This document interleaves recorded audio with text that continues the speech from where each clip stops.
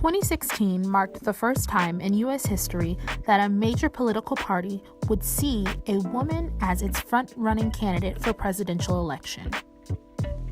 This election proved to be extremely tumultuous as it brought about blatant bigotry from both candidates, political leaders, and the nation as a whole. As the election results rolled in, it was revealed that Donald Trump would soon be the 45th president of the United States of America. As this new realization settled in, many waited on bated breath as they wondered what would be their next step in the fight against bigotry.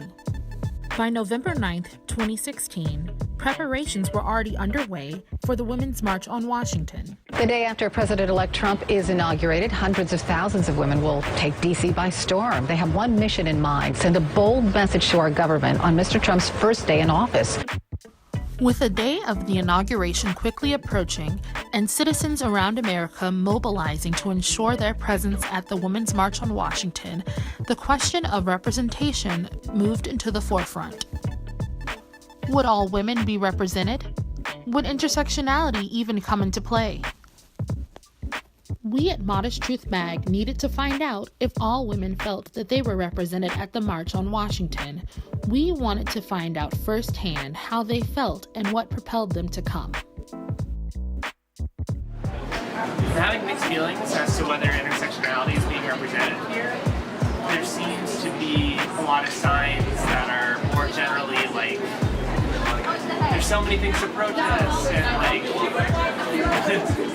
common phrase is women's rights are human rights, but it doesn't seem that there's any specificity to the issues that people are protesting against, which, from someone that comes from like more of a social justice background, it seems it's too vague. It feels a little vague, I guess. And I personally like to see more trans representation, being a trans woman. It seems to be usually dominated by cis white women, and I feel a little underrepresented, to be honest. When I look at all the faces, obviously you can see the different tones of skin, and don't see a lot of representation from the African American community, but you know what, I'm looking at this as we're all here for a cause. It's not the color of our skin, it's what we stand for. And so we're standing for our children, we're standing for racism, we're standing for sexism, we're standing for, all rights that we deserve as America. And so, again, it's not about the color of your skin. I'm here, and so I'm carrying sisters on my back. I'm not today to represent the Muslim minority. A lot of people have felt like their voice has been silenced. So we came out to represent that voice because a lot of people are afraid or feel that they have no place here at rallies like this. Okay, the reason I think all of us are here because we come from different walks of life, we all have different issues. And obviously Flint is suffering and has been for over 1,000 days now. And we think that this is a really good avenue or venue for us to voice our concerns about. It's predominantly white women here, which isn't necessarily a problem. It's necessary, they're needed. We're all needed to make a statement and make a stand. But in terms of equal representation, I don't know that it's equal per se. I know I was reading that there's going to be a lot of women and men with disabilities here, which is great, but I definitely do not think that it's equal by any means. Upon hearing that some women felt underrepresented, we wanted to find out if the messages would address intersectionality in any way. My name is Linda Sarsour, and I am one of the national co-chairs for the Women's March on Washington. I stand here before you, unapologetically Muslim American, unapologetically Palestinian American. I will respect the presidency, but I will not respect this president of the United States of America.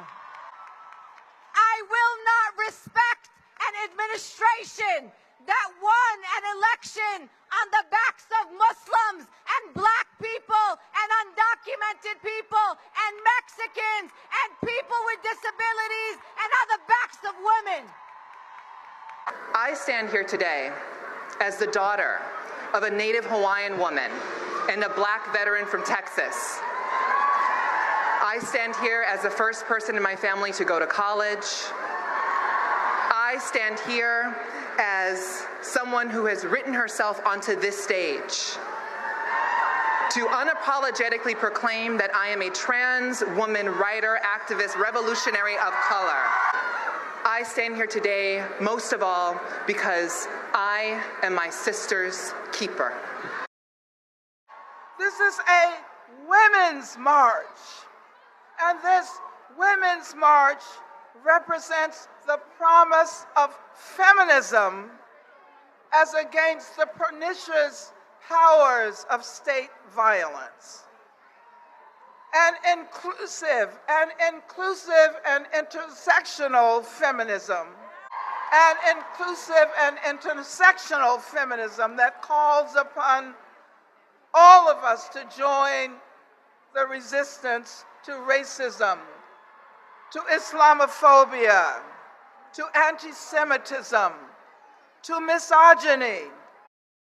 Together, we, all of us, will fight, resist, and oppose every single action that threatens the lives and dignity of any and all of our communities.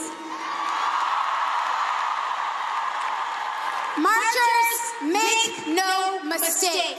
We are, every single one of us, under attack. Our safety and freedoms are on the chopping block, and we are the only ones who can protect one another.